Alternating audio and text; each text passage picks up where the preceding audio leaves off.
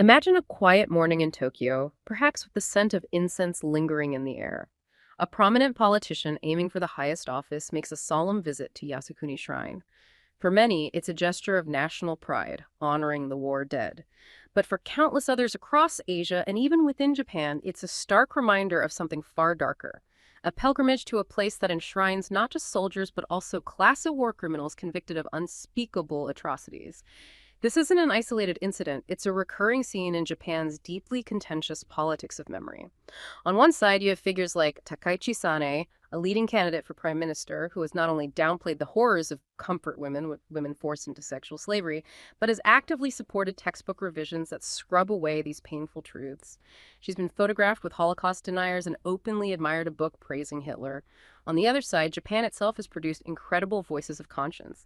The legendary animator Hayao Miyazaki, who unequivocally states it's wrong to not apologize for the comfort women issue, Nobel laureate Kenzabusha, who condemned denialists, and even Emperor Akihito, who break with tradition to express deep remorse for wartime aggression, subtly but powerfully countering the revisionist agenda. Why does this profound split persist? Why, decades after the war, is Japan still locked in a struggle over its own past, a battle between a willful ignorance of history and those bravely fighting for its acknowledgement? The answer lies at the heart of Japan's identity, its regional relations, and the political opportunism that threatens to keep these wounds open. That tension, that profound and persistent split you just outlined, that's exactly what we're diving into today.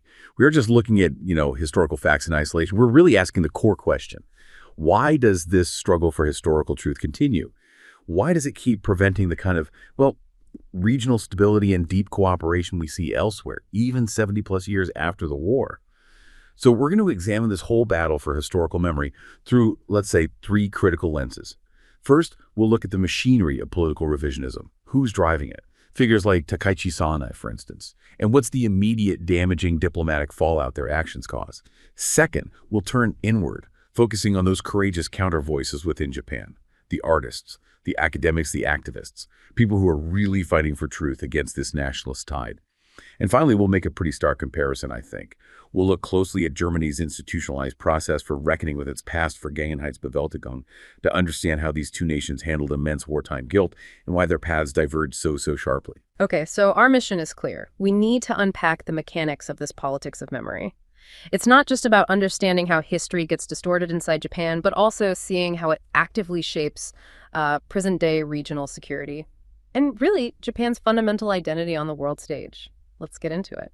The epicenter of all this controversy, the place where historical memory and political ambition seem to just collide, It has to be Yasukuni Shrine. It really is the most potent, the most inflammatory symbol of Japan's unresolved past. Yasukuni is absolutely where this whole struggle becomes visible.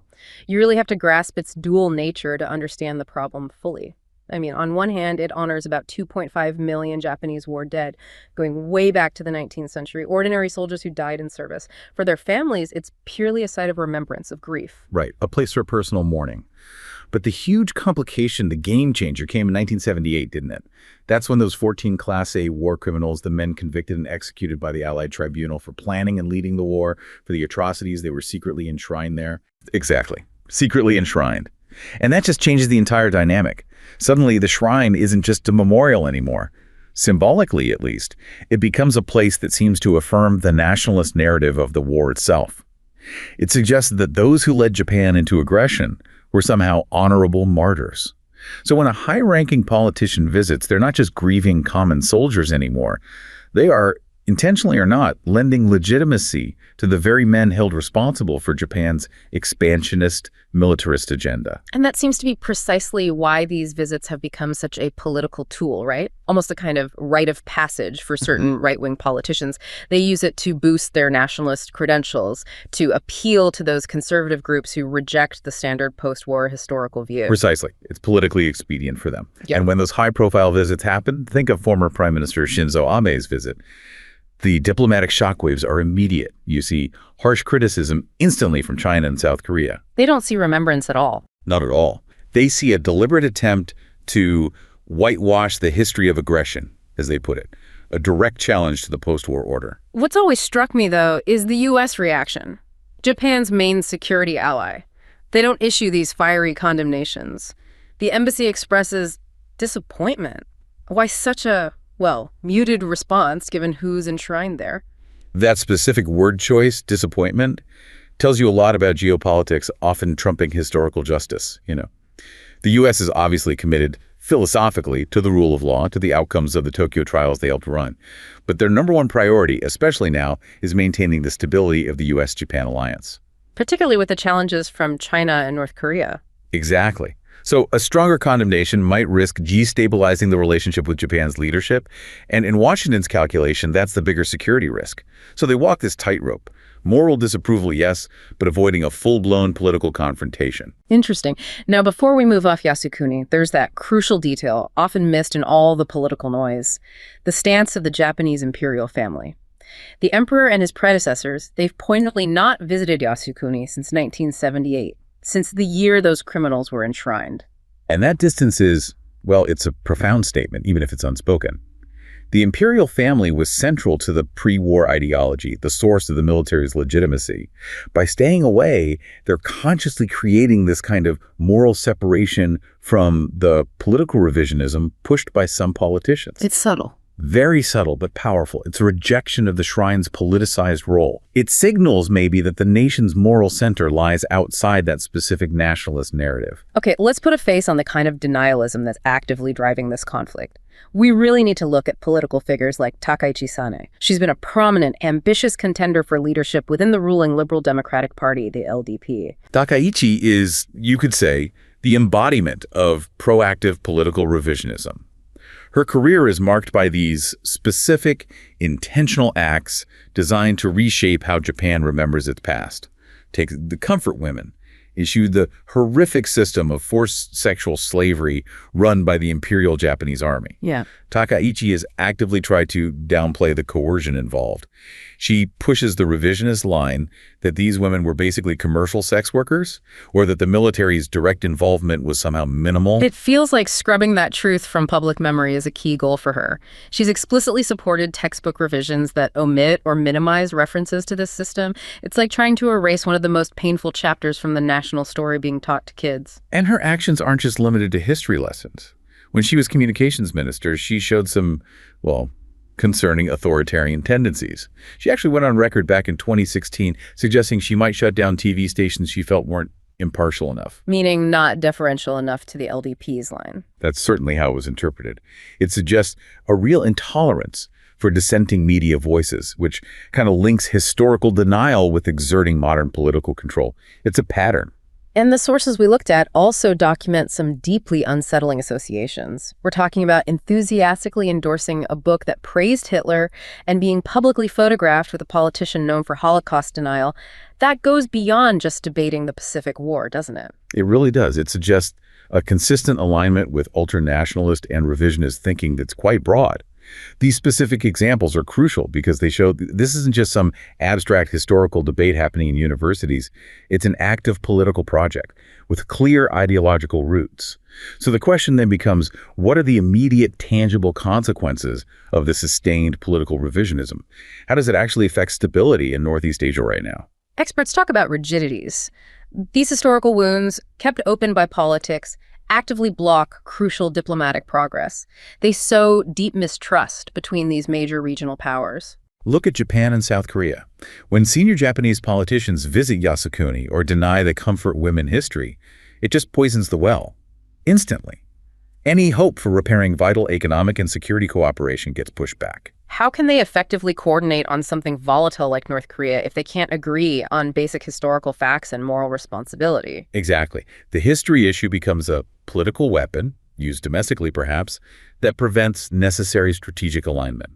It's incredibly counterproductive. And it's a similar dynamic with Japan and China, right? The visits trigger another deep freeze in relations. Yes, and that freeze has serious security implications. It gives Chinese leaders more political room, more latitude to link Japan's historical revisionism to current territorial disputes, like over the Senkaku-Diaoyu Islands in the East China Sea. How so? By framing Japan's actions, like the Yasukuni visits, as a sign of resurgent militarism, Beijing can rally domestic support and justify its own assertive actions in the region. So historical memory gets actively woven into the region's very tense security situation today. And this brings us back to the U.S.-Japan alliance. Washington's been pushing Japan for years to undertake necessary security reforms, boost defense spending, strengthen the self-defense forces, take a more active regional role. But when the same Japanese leaders pushing those reforms also embrace denialist historical views, that must diminish U.S. confidence. Absolutely. The U.S. worries. They worry that Japan's needed strategic reforms might be viewed by regional partners, maybe even skeptics in the U.S. Congress, as proof of some burgeoning nationalist agenda, rather than a rational response to external threats. So it creates a perception problem. A significant perception deficit, and that can actually slow down vital alliance upgrades. It makes Japan a less reliable, or at least a more contentious security partner in the eyes of the U.S., and crucially, in the eyes of Southeast Asian nations who are also watching closely. Okay, it's easy to focus just on the political denialism, but it's crucial to remember, as the sources show, that Japan is far from monolithic on this. Despite that powerful revisionist push, the country has produced these incredible, courageous voices acting as a vital countercurrent. Moral authorities speaking out. Yes, and this internal struggle is, I think, what offers real hope for long-term reconciliation. Probably the most famous of these voices globally today is the animator Hayao Miyazaki, the genius behind Studio Ghibli. He's revered as an artist, but he has consistently refused to back down from pointed political and historical criticism. What's so interesting about Miyazaki is that his critique isn't just emotional or moral, it's intellectual too. He criticizes politicians for lacking historical consciousness, saying they make policy based on spontaneous ideas or listening to superficial advice, not deep study. He's directly linking historical ignorance to political incompetence. That's a really key insight, isn't it? He's basically saying a leader who can't face the complexities of their nation's past is probably incapable of making wise decisions now. And his moral stance on the really sensitive stuff is totally uncompromising. He stated it directly, publicly. It's wrong to not apologize for the comfort women issue. It's a matter of humanity. Simple as that. He also holds strong views on Japan's military posture, supporting the self-defense focus of Article 9 of the Constitution, the famous Peace Clause. He believes Japan should apologize and provide compensation. He's a powerful example of a cultural figure using their authority to challenge the official line and push for an ethical reckoning. And moving beyond the arts, this battle over history has been fought intensely. Maybe less visibly, but just as importantly, in academic circles and courtrooms. We absolutely have to talk about the historian Saburo Ienaga. His persistence was incredible. Ienaga's story is amazing. He spent over 30 years, from the 1960s through the 1990s, locked in these legal battles against government textbook censorship. A direct, sustained fight against the state trying to sanitize history. His lawsuits were fundamentally about protecting historical accuracy. Specifically, making sure uncomfortable truths, like the coercion of comfort women, the scale of the Nanjing massacre, the horrifying biological warfare experiments of Unit 731, weren't just erased from school books. Did he succeed? He won some crucial, though sometimes temporary, court rulings. They affirmed that these facts needed to be included. His work essentially forced the state to acknowledge there were judicial limits on its power to just rewrite history unilaterally. He carved out space for truth. And we shouldn't forget the literary giants either. Nobel laureate Kenta Baruch consistently wrote about the horrors of war, using his huge platform to condemn denialists for betraying history. Right, and then there's the complicated case of Seiji Yoshida. His testimony as a former soldier detailing his own involvement in forcibly recruiting Korean comfort women. Well, it was hugely controversial, and later parts of it were contested regarding specific details. But its impact? Its impact was undeniable and immediate. It forced a necessary, though incredibly painful, nationwide debate in the 1990s. It put the comfort women issue squarely on the public agenda in a way dry academic studies sometimes couldn't. It lit a moral firestorm that the revisionists are, frankly, still trying to extinguish today. It's encouraging, then, that despite these constant right-wing attacks, the sources suggest that an aggressor consciousness actually grew significantly within Japan during the 1990s. Yes, and that's a crucial sign of internal progress, of society's capacity for self-correction. This growth was driven by a mix of things: growing international pressure, yes, but also a series of apologies from political leaders during that decade. And this led to tangible signs of potential reconciliation. It did. Numerous books, lectures, citizen groups started adopting this aggressor perspective. Quite a few civil society organizations even issued direct apologies to Japan's victims across Asia. It shows the internal capacity for reckoning is there. Significant parts of the population are willing to confront the past, even while the political elite often lags behind or actively resists. Okay, whenever we analyze why Japan's historical reckoning is still so fraught, The comparison that always comes up is Germany, the other major Axis power responsible for horrific WWII atrocities. And when you look at the sources, the contrast in their post-war approaches is just incredibly stark. It's a contrast that really highlights the role of national choices, geopolitical pressures, and crucially, institutionalizing truth. Germany developed this concept, Vergangenheitsbewältigung, literally coming to terms with the past. And importantly, this wasn't just a slogan. It became an institutionalized process embedded in law, education, public memorials, national identity itself. You see the difference right away in the timelines for just acknowledging the truth. Germany admitted moral obligation and started offering reparations way back in 1951. Japan's first official government apology didn't come until 1993. That's 48 years after the war ended, almost half a century of denial or, at best, ambiguity. And while the Holocaust was unique in its industrial scale and genocidal intent, we have to be clear about the sheer scale of Japan's atrocities in Asia. Some sources suggest casualties and destruction in Asia might have even exceeded those in Europe. Japan committed unique and devastating crimes like the sophisticated biological warfare of Unit 731. We'll come back to Unit 731. Yes, and also things like opium trading to fund puppet states, scorched earth policies that devastated huge areas of China and Korea. The scale was immense. Let's talk about the failure of post-war justice, because this seems to be where the paths of Japan and Germany really diverge, sealed by Cold War politics. The Allied approach was fundamentally different in each country. In Germany, the Allies insisted on thorough denazification, removing the Nazi leadership to ensure a complete break. But in Japan, the main priority for the occupation, especially the U.S., was stability. So they made a choice. A conscious choice. They decided to keep Emperor Hirohito and many of his advisors in power. And that created this toxic continuity, right, between the pre-war leaders and the post-war government. Many figures who'd orchestrated the war or served in high office during it were quickly back in power in the new democracy, made a thorough internal reckoning almost impossible from the start. Absolutely.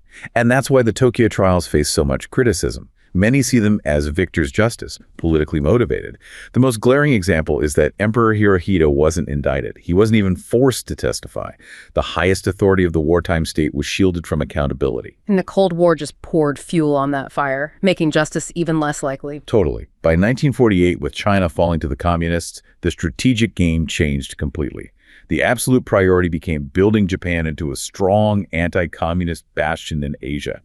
Justice took a distant backseat. So they accelerated the release of war criminals. Yes, the occupation rushed the release of many convicted war criminals and nationalist figures, allowing them back into positions of authority. This cemented that political continuity, making it much harder for Japan to confront its past honestly in the decades that followed. Now, back to Unit 731. The sources mention the U.S. protected those scientists. How does that fit into this failure of justice? It seems incredibly cynical. It's perhaps the most cynical part. Unit 731 conducted horrific, fatal experiments on living human beings, testing biological weapons. Instead of prosecuting these scientists for war crimes, the U.S. granted them immunity. Why? In exchange for their research data, the U.S. biological warfare program highly valued that information. This decision meant crucial, horrifying evidence was buried, and the people responsible for some of the most heinous crimes imaginable were never held accountable. It further undermined the moral legitimacy of the whole Tokyo trials process. And this lack of justice, this continuity, it's reflected in reparations, too. Another big difference from Germany. Huge difference. Germany set up a specific foundation to compensate former forced laborers, mostly from Eastern Europe, acknowledging a deep moral debt. Japan, however, has consistently refused direct compensation for forced labor, hiding behind the San Francisco Peace Treaty of 1951. They argue that treaty settled all legal liability. But the irony there is that the countries most harmed by Japan, China and South Korea weren't even signatories to that treaty, were they? Exactly. They were excluded because of Cold War politics. The tricky question of whether to recognize Mao's mainland China or Chiang Kai-shek's Taiwan. So Japan uses a treaty written during a specific geopolitical moment, a treaty that excluded its main victims, to legally absolve itself of moral obligations. Yeah. It's been a permanent source of deep resentment ever since. Let's touch on the psychological aspect, too, the victim mentality. Japan often frames its experience primarily through the lens of being a victim because of the atomic bombings of Hiroshima and Nagasaki, which were, of course, horrific events, symbols of absolute destruction. Yes, and this narrative, this sense of unique victimhood, became a kind of psychological escape hatch. In a really perverse way, it allowed Japan, collectively, to feel absolved of blame for starting the war and for its own aggression towards its neighbors. If you see yourself as the ultimate victim, it's much harder to acknowledge your role as a perpetrator. So while Germany, facing constant external pressure and the undeniable visible horror of the Holocaust, simply couldn't forget its past, Japan's narrative allowed for this kind of cognitive dissonance, mourning its own suffering while largely overlooking the suffering it inflicted. That's a good way to put it. And finally, we have to look at the external incentives for reconciliation. Germany had a massive existential reason: its commitment to European integration. The Franco-German partnership was the bedrock of the EU. That multilateral structure created constant pressure, but also opportunity for shared values and reconciliation. Japan's situation was totally different geopolitically. Completely. Japan's foreign policy was, and largely still is, overwhelmingly determined by its alliance with the U.S. This meant far less institutional pressure for deep regional integration with its Asian neighbors, and therefore less overriding geopolitical incentive for historical reconciliation. Its security was guaranteed by Washington, not built on regional trust with former enemies. So we've established there's no single blueprint for reconciliation. Success seems to depend on this complex mix of internal factors, external pressures, political will. So now, where can progress actually be made? Let's start at the top with political leadership. You mentioned earlier that comparison Yasukuni visits being like a German chancellor honoring Hitler. That's a really stark image. It is stark, and the sources emphasize that for the victims, the symbolism feels almost equivalent. Repeated visits by top Japanese officials are still seen in Seoul and Beijing as tantamount to a German leader visiting a memorial dedicated to Hitler and his Nazi henchmen. Until that particular gesture stops, genuine top-level reconciliation feels blocked. It's like diplomatic self-sabotage. And yet, top-level dialogue can work when there's perceived sincerity. We saw that brief improvement in Japan-Korea relations after the 1998 Kim Dae-jung-Obuchi statements, didn't we? That statement was a great example of how leadership can set a positive tone. That high-level dialogue worked because it focused on the future, on positive aspects of the relationship, expressed admiration for mutual achievements, while still acknowledging the past appropriately. When leaders choose to look forward and genuinely own the past, the diplomatic climate can change remarkably quickly. Okay, moving down to the middle level, the textbook battle.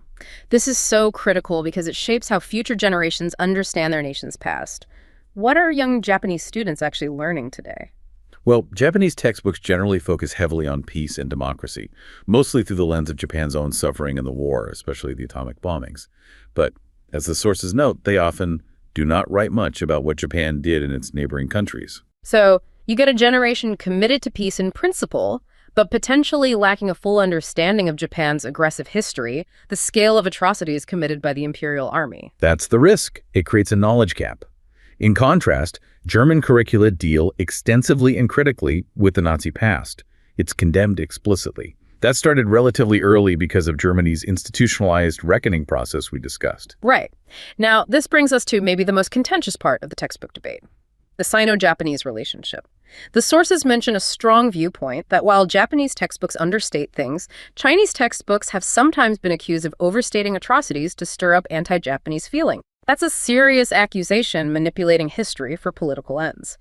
Claims are made, particularly in the past, that this was used as a history card to get more economic aid or compensation from Japan. Okay, it's really important we approach this impartially.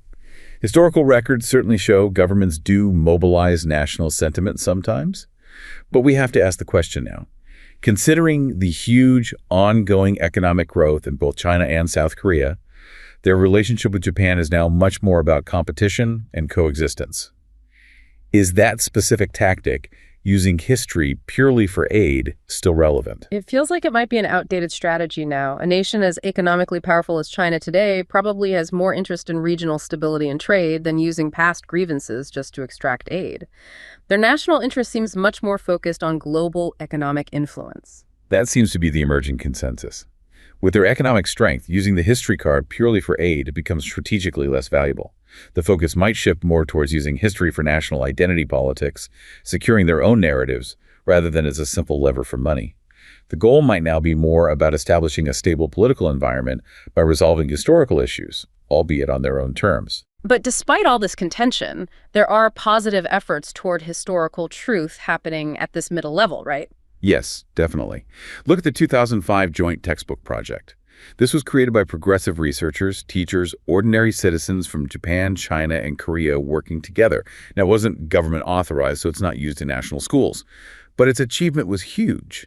The first real, sustained attempt to create a shared, mutually agreed upon historical narrative for the region. It shows that intellectuals and citizens can bridge the gap, even when politicians struggle. Okay, finally, let's look at the grassroots level. This is where reconciliation has to go deeper, person to person, if it's really going to last. Absolutely. And the sources really emphasize that cultural exchange is probably the best antidote to political tension. The Korea-Japan example is powerful. When the Korean government finally lifted its ban on Japanese pop culture, it triggered this massive Korean boom Hallyu wave in Japan.